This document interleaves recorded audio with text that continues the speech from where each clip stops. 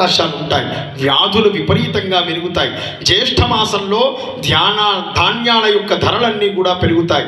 ఆషాఢంలో ధరలు నిలకడగా ఉంటాయి. అల్పవృష్టి ఉంటుంది. శ్రావణ మాసంలో భయోత్పాతములు, భాద్రపదంలో ఆహార పదార్థముల యొక్క ధరలు పెరుగుతాయి. ఆశ్వయుజంలో రస పదార్థాల యొక్క ధరలు పెరుగుతాయి. కార్తీకంలో ధరలు అనుకూలమవుతాయి. మార్గశిర పుష్య మాఘమాసాల్లో వస్తువుల ధరలు నిలకడగా ఉంటాయి. ఈ సంవత్సరంలో మన ప్రాంతంలో కనబడేటువంటి గ్రహణాలు ఏవి లేవు. సుస్పష్టంగా ఆ యూట్యూబ్లో చూస్తాం, స్వామి నిన్న గ్రహణం ఉండేనా, మొన్న పున్నమ రోజు గ్రహణం ఉండేనా. గ్రహణం కనబడితే ఆచరణ చేయాలి.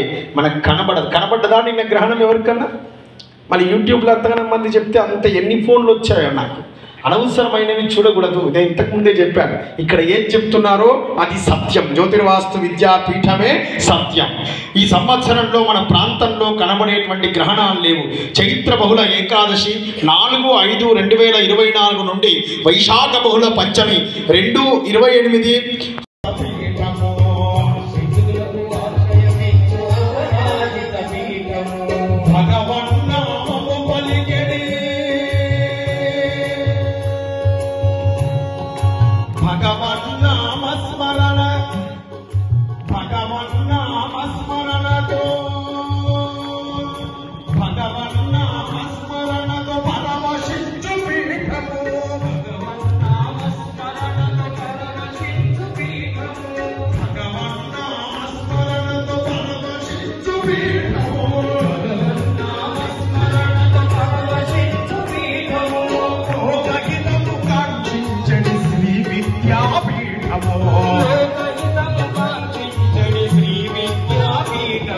లోకహితము